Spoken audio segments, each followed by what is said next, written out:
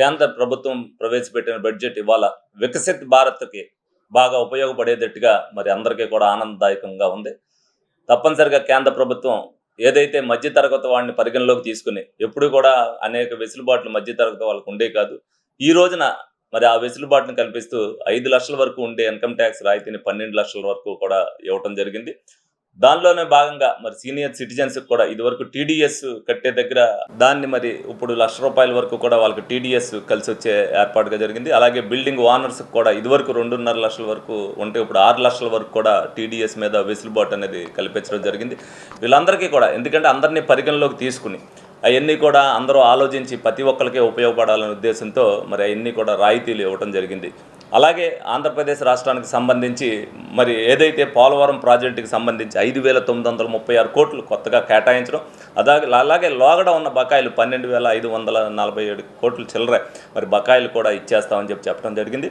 అలాగే పెరిగిన వ్యయాల ప్రకారం ఏదైతే అంచనాలు పెరిగినాయో దాన్ని కూడా మేమంతా కూడా మళ్ళీ త్వరలో అవి కూడా మేము ఇవ్వడం జరుగుద్ది అనేది కూడా చెప్పడం మనకి చాలా ఆనందదాయకం. అలాగే ఏదైతే విశాఖ స్టీల్కి ఏదైతే హామీ ఇచ్చారో 3,295 కోట్లని వాటికి కూడా కేటాయించడం జరిగింది. అలాగే విశాఖ పోర్టుకు సంబంధించి 730 కోట్లు కూడా కేటాయించడం జరిగింది. అలాగే ఆంధ్రప్రదేశ్కి సంబంధించి రోడ్లు వంతెనలకు సంబంధించి 240 కోట్లు కూడా మరి ఆంధ్రప్రదేశ్కి ఎక్కువ వెసులుబాట్లు ఈ తప్పనే మన బడ్జెట్లో వచ్చినాయి అని అనుకోవచ్చు. అలాగే ఏదైతే ప్రతి ఒక్కరికి కూడా క్రెడిట్ కార్డు సామాన్య మానవుడికి ఏదైతే ఇస్తామని చెప్పారో 30,000 రూపాయల వరకు క్రెడిట్ కార్డు ఇవ్వడానికి కూడా దానికి సంబంధించినవి కూడా బడ్జెట్లో ప్రవేశపెట్టడం జరిగింది. అది కూడా అందరికీ ఉపయోగపడేటట్టుగా ఉంటుందని చెప్పి మరి ప్రతి సామాన్య మానవుడు కూడా దాంట్లో సంతోషించవలసిన అవసరం ఎంతైనా ఉంది. మరి ప్రతి ఒక్కరు కూడా ఈ బడ్జెట్ పట్ల అందరూ కూడా ఆనందం వ్యక్తం చేస్తున్నారు. చిన్న ఎందుకనంటే మొన్న ఏదైతే వచ్చిందో మనకు వరదలు వచ్చినాయిగా కూడా ప్యాకేజీ ఇస్తే మనకు బాగుండేది. ఏదేమైనా కూడా ఆంధ్రప్రదేశ్ విషయంలో అన్ని తగు జాగ్రత్తలు తీసుకుని ప్రకటన చేశారని సందర్భంగా మనం అందరం కూడా ఆనందపడతాం. నమస్తే అండి. ఈరోజు కేంద్ర ప్రభుత్వం బడ్జెట్ ప్రవేశపెట్టింది. ఆర్థిక శాఖ మంత్రులు నిర్మలా సీతారామన్ గారు మరి 8వసారి బడ్జెట్ని ప్రవేశపెట్టినటువంటి శాఖ మంత్రులు. ఈరోజు చూస్తే బడ్జెట్లో చాలా స్పష్టంగా మధ్యతరగతి వర్గాలకి ఊరటనిచ్చేటువంటి బడ్జెట్గా కనిపిస్తోంది. ప్రత్యేకంగా ఇన్కమ్ ట్యాక్స్ మినహాయింపు గతంలో 7 లక్షలు ఉంటే ఇప్పుడు అది 12 లక్షలకు పెంచి 12 లక్షల వరకు ఇన్కమ్ ట్యాక్స్ మినహాయిస్తూ 12 లక్షలు పైబడి 16 లక్షల వరకు అయితే 15% ట్యాక్స్ని విధిస్తూ మరి 16 పైన 20 వరకు 20%, 24 లక్షల వరకు అయితే 25%, 25 లక్షలు పైబడితే 30 లక్షలు ట్యాక్సీని విధించింది. తద్వారా ఏంటంటే అనేక మంది ఉద్యోగస్తులు కానీ మధ్యతరగతి వర్గాలకు కానీ ఈ యొక్క 12 లక్షల వరకు మినహాయింపు అనేది చాలా ఊరటనిచ్చింది.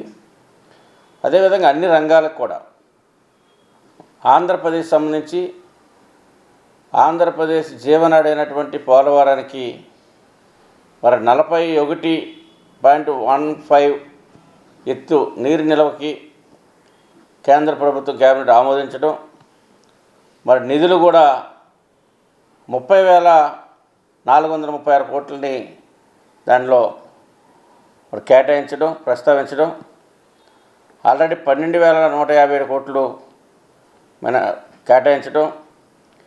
ఈ రకంగా చూసినప్పుడు వైద్య రంగానికి అధిక శాతాన్ని 90,000 కోట్లని పైబడి ఇవ్వటం జరిగింది. అదేవిధంగా విద్యారంగానికి కూడా 81,000 కోట్లు ఇవ్వటం జరిగింది. అన్ని రంగాలని మనం చూసుకున్నట్లయితే ఎంఎస్ఎంఈకి కానివ్వండి, ఎంఎస్ఎంఈ స్మాల్ స్కేల్ ఇండస్ట్రీల ద్వారా ప్రజలకి మరి ఉపాధి కల్పించేటువంటి చిన్న చిన్న కుటీర పరిశ్రమలు ఏర్పాటు చేయడానికి కానీ, దాంట్లో ఎక్కువ మంది కార్మికులు కూడా పనిచేసేటువంటి ఎంఎస్ఎంఈ ఇండస్ట్రీకి మరి ప్రోత్సాహం ఇచ్చే విధంగా ఉంది. అన్ని రంగాలని మరి గత బడ్జెట్ చూసినప్పుడు 47 లక్షలు పైబడినప్పుడు ఇప్పుడు 50 లక్షల కోట్లకి చేరటం, కొంత లాస్ట్ ఇయర్ బడ్జెట్కి ఇప్పటికీ చాలా మెరుగైనటువంటి బడ్జెట్ని అన్ని వర్గాలకి, ముఖ్యంగా మధ్యతరగతి వర్గాలకి, మరి గ్రామీణ ప్రాంతాలకి, అదేవిధంగా పట్టణాభివృద్ధి సంబంధించినటువంటి గ్రాంట్స్ కానివ్వండి, అన్ని రకాల కూడా ఒక మంచి బడ్జెట్ని అయితే కేంద్ర ప్రభుత్వం ప్రవేశపెట్టింది. మరి ఎన్డీఏ కూటమి ప్రభుత్వంలో మరి యొక్క ప్రజల యొక్క సంక్షేమం, సేమ్ టైం ఆర్థిక అభివృద్ధి, ఉపాధి కల్పన, ఒకవైపున రక్షణ రంగాన్ని రక్షించుకుంటూ రక్షణ రంగానికి కావాల్సినటువంటి నిధులను కేటాయిస్తూ అన్ని రకాలుగా కూడా ఈరోజున యొక్క కేంద్ర ప్రభుత్వం ప్రవేశపెట్టినటువంటి బడ్జెట్ చాలా మంచి బడ్జెట్ అని మరి జనసేన పార్టీ నుంచి కేంద్ర ప్రభుత్వానికి, ప్రధానమంత్రి గారికి, ఆర్థిక శాఖ మంత్రి గారికి హృదయపూర్వకమైనటువంటి అభినందనలు తెలియజేస్తూ ఉన్నాం. మరి రానున్న రోజులు ఇంకా గణనీయమైనటువంటి అభివృద్ధి సాధించే దిశగా మరి పార్టీలకు అతీతంగా అందరినీ సమీకరించి ఆర్థిక అభివృద్ధి, మానవ వనరుల అభివృద్ధి, ఒకవైపున విద్యారంగాన్ని, వైద్య రంగాన్ని, వ్యవసాయ రంగాన్ని సమీకరించుకొని ఈ రాష్ట్రంలో, దేశంలో ఉన్నటువంటి కార్మిక వర్గం సంక్షేమం గురించి, రైతాంగ సంక్షేమం గురించి కానీ అన్నీ కూడా ఇంకా బలమైనటువంటి ఆర్థిక సమీకరణలు తీసుకొస్తారని చెప్పి తెలియజేస్తా ఉన్నాను. అందరికీ నమస్కారం. భారతీయ జనతా పార్టీ ఏలూరు జిల్లా అధ్యక్షుడు చౌట్పల్లి విక్రమ్ కిషోర్.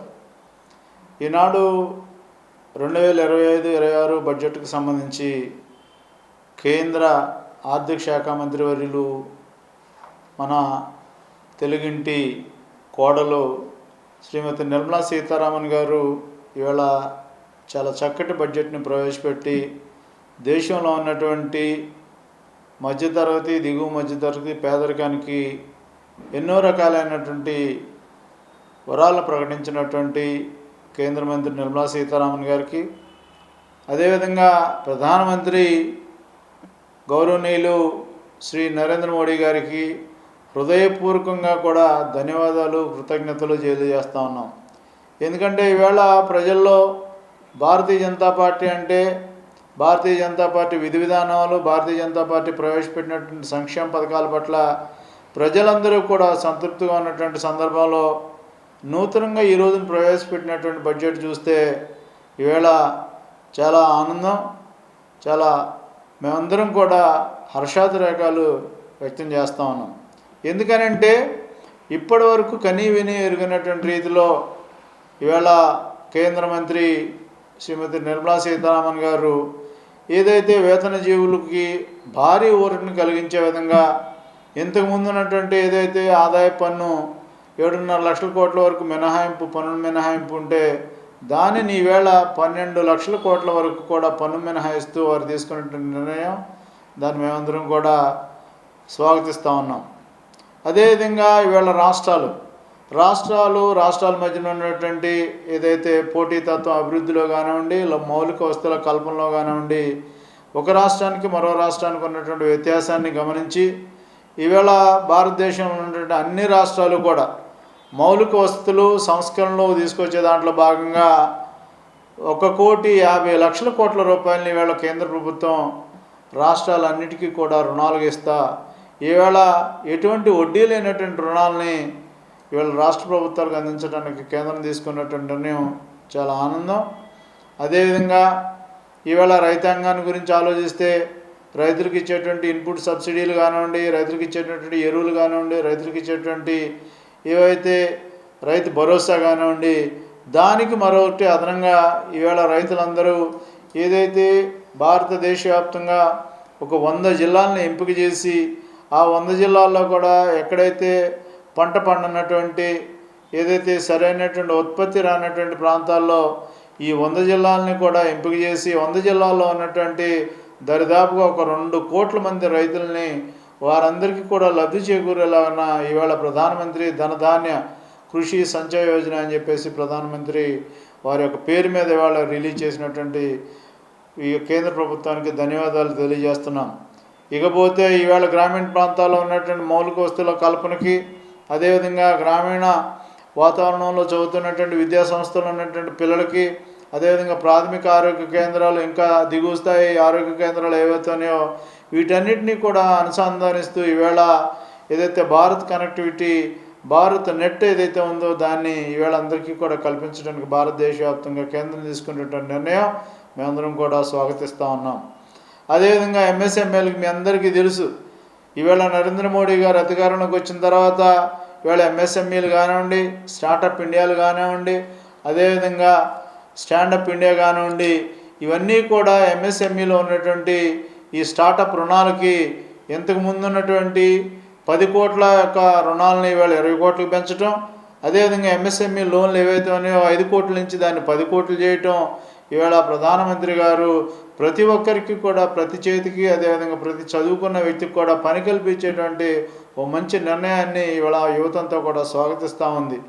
ఆ విధంగా చెప్పుకుంటూ పోతే ఇవాళ కేంద్రంలో ఇచ్చినటువంటి బడ్జెట్ చాలా ప్రజలందరూ చాలా సంతోషంగా ఆనందంగా ఉన్నారు అనే దానికి ఉదాహరణ ఇవాళ గ్రామీణ ప్రాంతాల్లో ఆహార ధాన్యాలు కానివ్వండి, ఇవాళ గ్రామీణ ప్రాంతాల్లో ఉన్న రైతాంగం కానివ్వండి, ఇవాళ గ్రామీణ ప్రాంతంలో చదువుకున్నటువంటి బిడ్డలు కానివ్వండి, అదేవిధంగా పట్టణ ప్రాంతాల్లో ఉన్నటువంటి పేదలు కానివ్వండి, వారందరికీ లబ్ధి చేకూర్చేటువంటి విధంగా అనేక రకాలైనటువంటి పథకాలకి వారు సబ్సిడీలు ప్రకటించడమే కాకుండా మరి ముఖ్యంగా ఈవేళ ఈవేళ మనం వాడుతూ ఉన్నటువంటి మందులు ఏవైతే ఉన్నాయో, ఈవేళ ఆరోగ్యానికి సంబంధించినటువంటి మందులు అవన్నీ కూడా సబ్సిడీ మీద ఇచ్చే దాంట్లో భాగంగానే ఈవేళ మరో ముప్పు పొంచి ఉంది.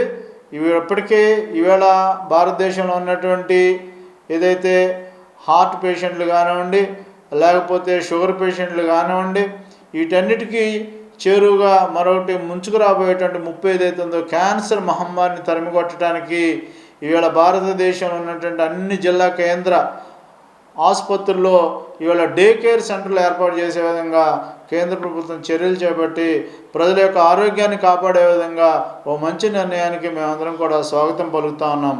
ఈ విధంగా చెప్పుకుంటా పోతే ఇవాళ రాబోయేటువంటి రోజుల్లో ఎల్ఈడి టీవీలు కానివ్వండి, ఎల్సిడి టీవీలు కానివ్వండి, అదేవిధంగా లిథియం బ్యాటరీలు కానివ్వండి, సెల్ ఫోన్లు కానివ్వండి, ఈ విధంగా ఇవన్నీ కూడా రాబోయే రోజుల్లో అతి తక్కువ రేటుకు వచ్చే విధంగా మంచి నిర్ణయం తీసుకున్నటువంటి కేంద్ర ప్రభుత్వానికి భారతీయ జనతా పార్టీ ఏలూరు జిల్లా అధ్యక్షుడిగా మేమందరం కూడా కేంద్ర ప్రభుత్వాన్ని మేము హృదయపూర్వకంగా వారు ఇచ్చినటువంటి ఏదైతే ప్రోత్సాహకాలు ఉన్నాయో అవన్నీ కూడా ప్రజల్లోకి తీసుకెళ్ళి ప్రజలందరికీ కూడా కేంద్ర ప్రభుత్వం చేస్తున్నటువంటి ఇన్ని వరాలని కూడా మేము అందరికీ కూడా తెలియజెప్పే విధంగా కృషి చేస్తామని మరొక్కసారి కేంద్రంలో ఉన్నటువంటి ప్రభుత్వానికి, ప్రభుత్వ పెద్దలుగా ఉన్నటువంటి నరేంద్ర మోడీ గారికి, అదేవిధంగా నిర్మలా సీతారామన్ గారికి హృదయపూర్వకంగా కృతజ్ఞతలు తెలియజేసుకుంటూ భారతీయ జనతా పార్టీ తరఫున వారికి స్వాగతం పలుకుతున్నాను. జై హింద్, జై భారత్.